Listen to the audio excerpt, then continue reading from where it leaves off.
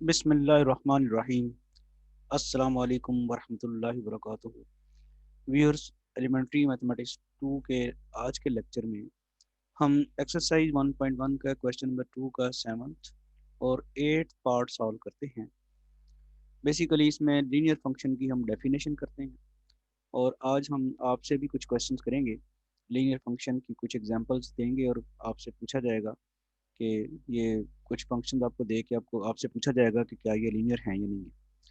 फिर एक क्वेश्चन है पैरामीट्रिक इक्वेशंस ऑफ पैराबोला। इसको भी हम सॉल्व करते हैं। इसमें इस क्वेश्चन को सॉल्व करते हुए हम देखेंगे कि पैरामीट्रिक इक्वेशन से क्या मुराद है और पैराबोला की पैरामीट्रिक इक्वेशन जो हैं उनसे क्या मुराद है। Elementary mathematics book 2 to follow. Lecture is useful for BS botany, chemistry, zoology, economics and BBA 7th semester. Question number 2, 7th part. Define linear function.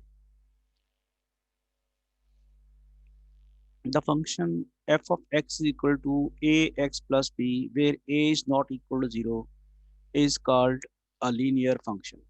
ये बड़ी इंपॉर्टेंट चीज़ है। इसमें आपके पास जो रिस्ट्रिक्शन है वो किसके ऊपर है? x के कोफिशिएंट के ऊपर रिस्ट्रिक्शन है। ज़रा गौर करें, जो आपका x का कोफिशिएंट a है इसके ऊपर रिस्ट्रिक्शन है कि it should not be equal to 0। इसकी रीज़न क्या है कि अगर ये a 0 हो गया तो फिर ये टर्म ही गायब हो जाएगी, x वाली टर्म ये रहेगी नहीं यहाँ पे। एक्स वाली टर्म नहीं रहेगी तो फिर हम इसे लीनियर फंक्शन नहीं कह सकते। तो लीनियर फंक्शन की डेफिनेशन में जो रिस्ट्रिक्शन है वो किसके ऊपर है? एक्स के कोएफिशिएंट के ऊपर। और इसमें आपको नज़र आ रहा है कि फिर एक्स की पावर जो है वो या तो 1 है और या फिर यहाँ पे आप देखते हैं कि कांस्टेंट है बी, यानी एक्स की पावर या एक्स की पावर जो है वो 1 से ज़्यादा नहीं है और 1 से छोटी नहीं है और फ्रैक्शन में नहीं है। एक्स की पावर 1 ही है। लीनियर फंक्शन में फंक्शन की डेफिनेशन के मुताबिक f of x to x plus b a is not equal to 0। X का कोफिशिएंट जो है ए वो नॉन जीरो होना चाहिए। एक्स की पावर सिर्फ 1 होनी चाहिए। एक्स की पावर 1/2 नहीं हो सकती, 1/3 नहीं हो सकती, 2/3 नहीं हो सकती, -1 नहीं हो सकती, यानी सिर्फ 1, 1 के अलावा कुछ नहीं हो सकता, प्लस सम कांस्टेंट बी। तो ये आपके पास आ गया f of x equal to a x plus b. ये फंक्शन जो है ये लीनियर फंक्शन। अब थोड़ा सा आपका टेस्ट ले लेते हैं, उसमें कुछ एग्जांपल्स पहले डिस्कस कर लेते हैं कि f of x is equal to x plus 5। तो अब आपने, मैं कुछ यहाँ पे फंक्शन लिखता हूँ और आप कॉपी पेंसिल पकड़ के पहले बताएं कि ये फंक्शंस लीनियर हैं कि नहीं है, और अगर लीनियर हैं तो किस वजह से हैं, और अगर कोई लीनियर नहीं है तो उसकी रीज़न भी बता देंगे क्यों नहीं। तो पहला फंक्शन है f of x equal x plus 5। आप यहाँ पे वीडियो पॉज करके यहाँ अपना आंसर लिख लें, क्या ये लीनियर है, और अगर लीनियर नहीं है तो उसकी रीज़न भी बताएं। Next, f of x equal to 7x, इसका भी बताएं क्या ये लीनियर है कि नहीं है। फिर f of x equal to 6, क्या ये लीनियर है कि नहीं है।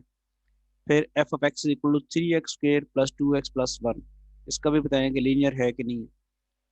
F of x equal to 4x की पावर 3/2 प्लस 5, लीनियर है या नहीं। ये आपने खुद से जो पहले वीडियो पॉज करके आपने पहले लिखने हैं आंसर, उसके बाद फिर आप चेक कीजिएगा, अपने आंसर स्टडी कीजिएगा। F of x equal to x raise to power -1 plus 5, क्या ये लीनियर है कि नहीं, इसका भी लिखें। तो होपफुली अब सबने अपने आंसर लिख लिए होंगे। तो अब हम ज़रा डिस्कस करते हैं कि पहला फंक्शन जो है वो लीनियर है। क्यों लीनियर है? क्योंकि लीनियर की शर्त ये थी कि एक्स की पावर 1 होनी चाहिए और एक्स का कोएफिशिएंट जो है वो 0 नहीं होना चाहिए। तो दोनों काम हो रहे हैं, एक्स की पावर 1 है और एक्स का कोएफिशिएंट 1 है, वो 0 नहीं है, इसलिए ये फंक्शन लीनियर है। इसके बारे में ये भी सूरत हाल है। यहाँ ज़रा लीनियर फंक्शन की अगर आप गौर से डेफिनेशन देखें तो यहाँ सिर्फ ए के बारे में कहा गया था कि ए नॉन ज़ीरो होना चाहिए, बी के बारे में कुछ नहीं कहा गया। बी ज़ीरो भी हो सकता है और नॉन ज़ीरो भी हो सकता है। तो यहाँ सूरत हाल जो इस फंक्शन में बनी है, ये जो हम अभी अंडर डिस्कशन फंक्शन है 7x, तो इसमें ए 7 है और एक्स की पावर 1 ही है। ए 7 है तो इसका मतलब है कि एक्स का कोएफिशिएंट जो है वो 0 नहीं है, और अलबत्ता बी 0 है तो उसका कोई इशू नहीं है, इसलिए ये लीनियर फंक्शन। और ये एफ ऑफ एक्स इक्वल 6, इसमें अब सिचुएशन ये बन गई है एक्स वाली टर्म यहाँ पे मौजूद नहीं है, एक्स वाली टर्म यहाँ पे मौजूद नहीं है, तो उसका मतलब है कि एक्स का कोएफिशिएंट जो है वो जीरो है। ये समझ आ रही है आपको बात? क्योंकि जीरो था यहाँ पे, ए की जगह जीरो, देखें ना, अगर ए की जगह यहाँ पे जीरो हो जाए तो फिर आप देखते हैं कि वो टर्म ही गायब हो जाती है। अगर ए की जगह आप यहाँ पे जीरो कर दें तो ये टर्म वो ले जाएगी ना, जीरो एक्स के साथ मल्टीप्लाई होगा तो वो टर्म खत्म हो जाएगी। तो यहाँ सिचुएशन ऐसी ही है, जरा गौर करें। यहाँ सिचुएशन ऐसी ही है, एक्स वाली टर्म मौजूद नहीं है। इसका मतलब क्या है कि एक्स का जो कोएफिशिएंट है वो जीरो है। और अगर एक्स का कोएफिशिएंट जीरो है तो फिर इस सूरत में क्या ये फंक्शन जो है वो लीनियर होगा? जी बताएं। जी नहीं, लीनियर नहीं है, not a linear function. Reason क्या है? Coefficient of x is zero. अब इस फंक्शन के बारे में बताएं, ये भी लीनियर नहीं है। क्यों लीनियर नहीं है? इसमें एक्स की पावर टू है, बताया था ऊपर। ये आपके सामने डेफिनेशन है, f of x x plus b. Linear कब होता है? जब एक्स पावर वन हो, उसके अलावा कोई और पावर नहीं होनी चाहिए, और एक्स का कोएफिशिएंट जो है वो जीरो नहीं होना चाहिए। तो यहाँ एक्स की पावर जो है वो टू आ चुकी है, तो एक्स की पावर वन से ज्यादा आ जाएगी तो फंक्शन लीनियर नहीं रहेगा, not a linear function. Power of x is two. इसी तरह यहाँ भी आप देखते हैं, ये भी लीनियर इसलिए नहीं है कि एक्स की पावर जो है वो फ्रैक्शन आ चुकी है, not a linear function. Power of x is three by two. ये भी लीनियर नहीं है, क्यों? एक्स की पावर एक नेगेटिव इंटीजर आ चुकी है, not a linear. Power of x is minus one. तो अब क्लैरिफिकेशन आपको सबको होगी होपफुली। जो आपने आंसर लिखे थे वो ऑलमोस्ट आपने सही लिखे होंगे, यही आर्गुमेंट्स भी आपने लिखे होंगे। तो और आपको लीनियर फंक्शन का अब कॉन्सेप्ट आपका क्लियर हो गया होगा इन एग्जांपल की मदद से, कि इसी फॉर्म का फंक्शन जो होगा वो लीनियर होगा, अदरवाइज फंक्शन लीनियर नहीं होगा। कभी कभी क्वेश्चन आ जाता है कि लीनियर फंक्शन का ग्राफ कैसा होता है। तो graph of a linear function is a straight line. हमेशा लीनियर फंक्शन का ग्राफ एक स्ट्रेट लाइन होती है। तो किसी नेक्स्ट लेक्चर में हम इसका ग्राफ भी प्लॉट करके आपको दिखाएंगे। तो फिलहाल तो आपने लीनियर फंक्शन की डेफिनेशन समझ ली है वो क्या होती है, उसकी एग्जांपल से पता चल गया आपको, और कंसेप्ट क्लियर हो गया। और एक पॉइंट ये आपने डिस्कस कर लिया कि ग्राफ जो होगा लीनियर फंक्शन का हमेशा एक स्ट्रेट लाइन होगी। Okay, next question. Question number two का eight part. Show that x is equal to 80 square, y is equal to 280 और parametric equations of the parabola y square is equal to 4ax। अब ये parametric equations आपके लिए शायद कोई नई term होगी कि पैरामीट्रिक इक्वेशन से क्या मुराद है। किनको वो कह रहा है? x is equal to a t square, y is equal to 2at। इनको कह रहा है पैरामीट्रिक इक्वेशंस। और किसकी कह रहा है? इस पैराबोला की। अगर आप बड़े गौर से देखें तो ये जो जिनको पैरामीट्रिक इक्वेशंस कह रहा है उनमें एक t मौजूद है, और जब जिसकी वो कह रहा है उसमें टी नहीं है। गौर किया आपने कि टी जो है इसमें नहीं है हमारे पास?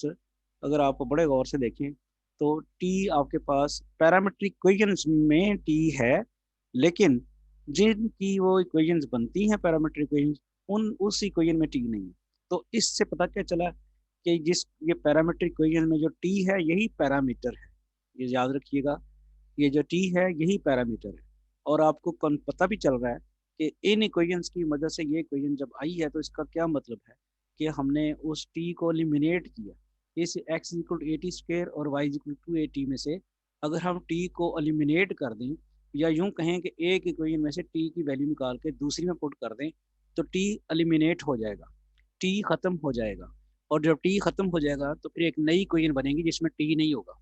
अगर तो वो यही इक्वेशन बन गई Y square equal four a x, तो फिर हम कहेंगे हाँ जी वाकई यही जो इक्वेशंस हैं, x equal a t square, y equal to a t, यही पैरामीट्रिक इक्वेशंस हैं इस पैराबोला। तो होपफुली आपको कॉन्सेप्ट क्लियर हो गया कि पैरामीट्रिक इक्वेशन से क्या मुराद है और उनमें पैरामीटर्स जो है उससे क्या मुराद है। ओके, अब वर्किंग तो मैंने आपको सारी बता दी, अब हम सोल्यूशन करने की तरफ चलते हैं। X equal to a t square लिखा है, इस इक्वेशन नंबर वन कह दिया। और दूसरी पैरामीट्रिक इक्वेशन थी y इज इक्वल टू 280 लिखा है, इस इक्वेशन नंबर टू कह दिया। अब इक्वेशन नंबर वन और इक्वेशन नंबर टू में से t की वैल्यू आसानी से किस में से निकल सकती है? ऑब्वियसली इक्वेशन नंबर टू में से आसानी से निकल सकती है, क्योंकि इक्वेशन नंबर वन में टी स्क्वेयर है, जबकि इक्वेशन नंबर टू में सिर्फ टी है। तो हम t की वैल्यू यहाँ से बड़ी आसानी से इस तरह निकाल सकते हैं कि टू ए उधर चल जाएगा, y ओवर टू ए बन जाएगा और t की वैल्यू आ जाएगी। तो from two we have t is equal to y over two a, जैसे मैंने अभी बताया। टू ए से डिवाइड कर देना दोनों तरफ, तो y ओवर टू ए बन जाएगा और इधर सिर्फ t रह जाएगा और t की वैल्यू आ जाएगी y ओवर टू ए। ये हमने निकाल लिया है इक्वेशन नंबर टू से t की वैल्यू, जो कि आसानी से निकल सकती है। इस वैल्यू को अब इक्वेशन नंबर वन में पुट कर दें। Putting this value of T in one, जब आप वन में पुट करेंगे तो एक्स तो अपनी जगह ही रहा और ए भी अपनी जगह रहा, टी की जगह आपने क्या पुट कर दिया, वाई ओवर टू ए, और होल स्क्वायर तो अपनी जगह ही रहेगा। ये जरा देखें ना यहाँ पे, ए ऐसे ही है, टी की जगह आपने पुट करना है ये वाई ओवर टू ए, तो y over two a put कर दिया। अब स्क्वायर करते हैं, ये बनता है a y square over four a square, एक ए और ए स्क्वायर तो कैंसिल हो जाएगा, क्या रह जाएगा, वाई स्क्वायर ओवर फोर ए। इस फोर ए को राइट साइड पे आप लेफ्ट साइड पे मल्टीप्लाई करा दो, तो ये बन जाएगा, जब ये फोर ए लेफ्ट साइड से मल्टीप्लाई होगा तो बन जाएगा फोर ए एक्स। तो आपके पास इक्वेशन आ गई y square is equal to four a x. तो क्विकली जरा देख रहे हैं कि जो जिनको वो पैरामीट्रिक इक्वेशंस कहना चाह रहा था, उनमें पैरामीटर टी था, उस टी को हमने एलिमिनेट किया तो पैराबोला की इक्वेशन बन गई। तो यही साबित हो गया कि ये जो इक्वेशंस दो थी, x equal to a t square और y equal to a t, these are the parametric equations of x y parabola y square is equal to four a x. तो आज दो कॉन्सेप्ट आपने क्लियर किए, लीनियर फंक्शन की definition, उसकी कुछ examples की हैं, और उसका ग्राफ जो है वो एक स्ट्रेट लाइन होती है, और parametric equations of the parabola आपने आज डिस्कस की हैं। This shows that one and two are parametric equations of parabola.